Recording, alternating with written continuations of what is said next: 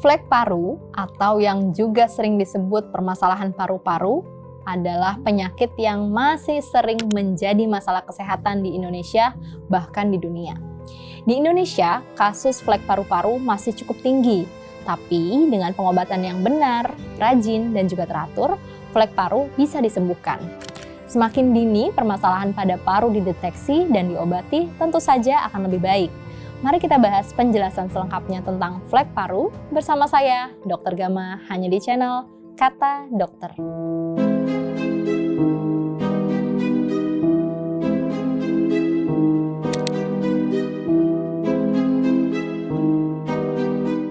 Baik, jadi flek paru ini adalah bahasa umum ya atau bahasa awam. Dalam istilah medis, biasanya flek paru ini merujuk pada kondisi di mana ada suatu daerah dengan keabnormalan atau infiltrasi di paru-paru yang bisa dideteksi melalui pemeriksaan radiologi. Contohnya seperti pemeriksaan ronsen pada sinar X atau CT scan. Nah, jadi seperti gambaran bercak pada pemeriksaan tersebut. Nah, istilah ini seringkali digunakan untuk menggambarkan adanya infiltrasi yang disebabkan oleh infeksi, peradangan, atau bahkan neoplasma atau keganasan. Nah, pada umumnya di masyarakat umum, flek paru ini paling sering dihubungkan dengan kasus tuberkulosis. Tapi sebenarnya masih ada penyakit-penyakit lainnya yang dikategorikan menjadi flek paru. Contohnya penyakit infeksi lain, infeksi virus atau infeksi bakteri seperti pneumonia, serta kondisi non-infeksius, contohnya adalah kanker.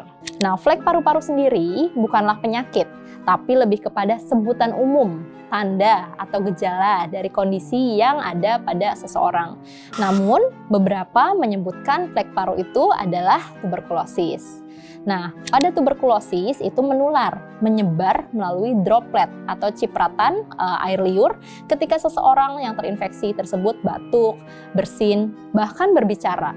Nah, seseorang yang sakit tadi akan melepaskan bakteri Mycobacterium tuberculosis ke lingkungan dan terhirup oleh seseorang. Jika orang lain tadi menghirup bakteri ini dengan daya tahan tubuh yang tidak kuat, mereka akan mudah terinfeksi. Oleh karena itu, penting ya untuk melakukan pencegahan dan mengenali gejala-gejala apa saja dan juga agar mendapatkan pengobatan yang tepat agar penyebaran dari infeksi ini dapat dicegah dengan baik.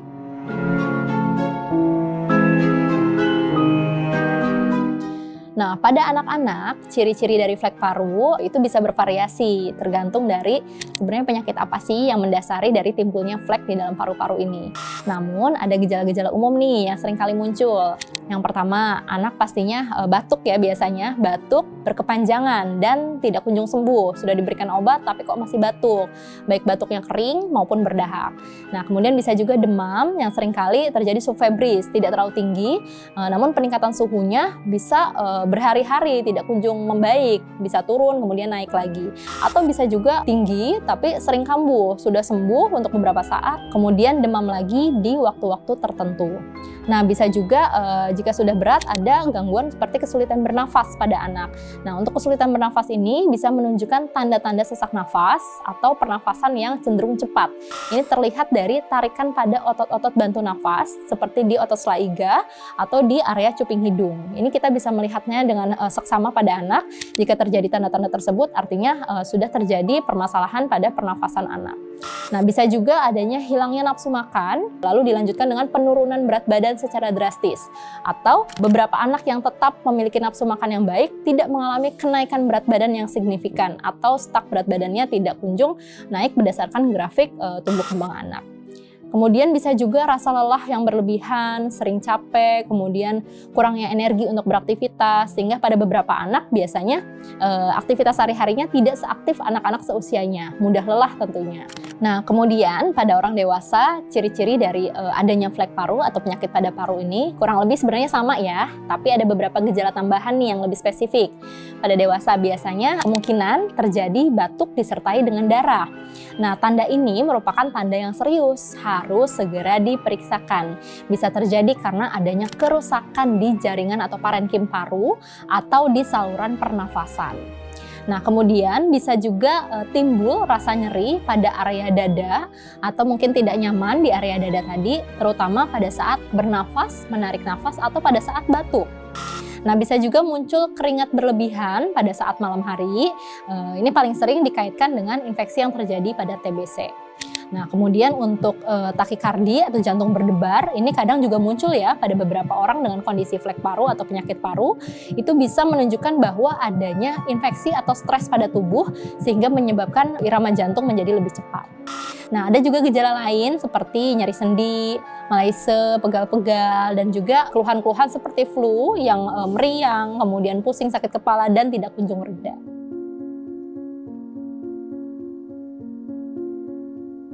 Nah, flek paru-paru ini bisa disebabkan oleh berbagai faktor. Nah, infeksi atau infeksi bakteri itu paling sering terjadi, terutama tuberkulosis dan juga penyakit pneumonia, di mana pada infeksi ini biasanya menyebabkan peradangan di paru-paru dan pada pemeriksaan radiologi itu terlihat bercak-bercak seperti flek, makanya disebut dengan bahasa umumnya adalah flek paru. Nah, infeksi virus juga bisa terjadi seperti virus influenza atau bahkan virus corona yang juga bisa menyebabkan pneumonia atau infeksi paru lainnya. Bisa juga karena penyakit non-infeksi seperti kanker paru-paru atau neoplasma yang ganas yang dapat muncul dan menimbulkan gambaran seperti flek atau massa di paru-paru dan memerlukan penanganan tentunya yang lebih khusus. Kemudian ada juga PPOK atau penyakit paru obstruktif kronis yang dapat menyebabkan peradangan kronis dalam jangka waktu yang lama dan progresif di dalam paru-paru yang pada pemeriksaan radiologi biasanya menggambarkan adanya pola infiltrasi yang abnormal dan sering dilihat seperti flek. Paling sering disebabkan oleh asap rokok, baik yang dihirup secara aktif maupun secara pasif dalam jangka waktu yang lama. Reaksi alergi dan iritasi juga bisa terjadi dan disebabkan oleh bahan-bahan iritan tentunya seperti asap rokok, debu, dan polusi udara. Itu bisa menyebabkan juga peradangan dan dalam jangka waktu yang lama bisa menghasilkan gambaran seperti flek pada pemeriksaan radiologi. Nah, contoh gambaran radiologinya pada flek paru adalah seperti ini, atau ada juga seperti ini.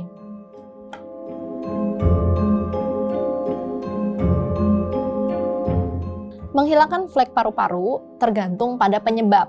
Apa sih hal yang mendasari dari penyakit flek tadi? Nah, pengobatan yang diberikan contohnya pengobatan antibakteri, contoh untuk kasus-kasus infeksi seperti tuberkulosis, diberikan pengobatan panjang 6 bulan, bahkan bisa lebih secara konsisten dengan penggunaan antibiotik atau obat anti tuberkulosis khusus yang diberikan oleh dokter. Dan tentunya harus dilakukan pemantauan obat secara ketat, sesuai dengan aturan minum yang ditentukan oleh dokter. Kenapa? Karena jika tidak dilakukan dengan tepat, akan menimbulkan resiko gagal terapi, kekambuhan, bahkan resistensi dari obat. Kemudian ada juga obat kausatif diberikan sesuai dengan penyebab dasar dari penyakit paru yang terjadi. Lalu ada juga obat antiinflamasi pada beberapa kasus peradangan, itu yang disebabkan oleh alergi atau iritasi. Dokter juga bisa meresepkan obat antiinflamasi tadi untuk mengurangi gejala yang ada. Jika disebabkan oleh neoplasma atau kanker, tentu biasanya dokter akan merencanakan kemoterapi atau radioterapi khusus untuk kanker paru-paru. Nah, pengobatan simptomatik ini diberikan sesuai dengan gejala.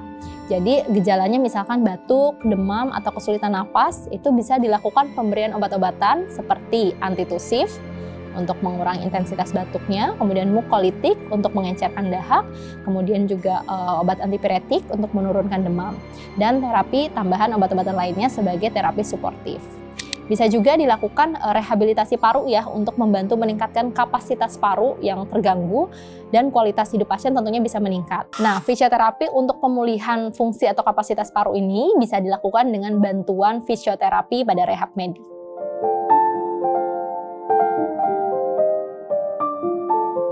Pencegahan penyakit yang menyebabkan flek paru sangat penting dan bisa dilakukan. Contohnya vaksinasi. Nah, vaksinasi ini terhadap agen spesifik ya. Contohnya untuk penyakit-penyakit influenza. Sekarang sudah ada vaksinnya influenza. Kemudian vaksin tuberkulosis. Ini BCG bisa dilakukan untuk mengurangi resiko infeksi berat pada infeksi TBC. Yang kedua tentunya menghindari paparan, polusi, asap rokok untuk tetap menjaga kesehatan paru-paru kita. Yang ketiga, harus menerapkan pola makan yang seimbang dan olahraga yang teratur. Kenapa? Karena hal itu bisa memperkuat sistem kekebalan tubuh kita. Kemudian pencegahan infeksi tentunya dengan mengikuti langkah-langkah hygiene seperti seringkali mencuci tangan secara teratur dan juga menghindari kontak dekat dengan orang-orang yang sakit. Hal itu bisa membantu kita mencegah terkena infeksi. Jangan lupa ya, terapkan etika batuk dan etika bersin yang baik dan juga selalu gunakan masker pada saat di tempat-tempat umum. Dan teman-teman juga bisa rutin untuk melakukan pemantauan kesehatan, juga pemeriksaan kesehatan dan fungsi paru-paru, terutama bagi mereka yang beresiko tinggi seperti perokok berat dan juga seseorang yang memiliki riwayat penyakit paru-paru. Nah, untuk pasien-pasien yang memiliki penyakit paru-paru kronis, itu pengobatan yang baik tentunya bisa mencegah eksaserbasi atau kekambuhan yang dapat menyebabkan komplikasi lebih lanjut. Nah, flek paru merupakan tanda penting bagi kondisi yang mempengaruhi kesehatan paru-paru. Kita harus tahu, harus memahami apa sih penyebab yang mungkin timbul, gejalanya seperti apa, dan juga pencegahannya seperti apa, agar dapat menjaga kesehatan paru-paru kita lebih baik. Penyakit paru-paru bisa disembuhkan jika diobati dengan benar dan juga tuntas.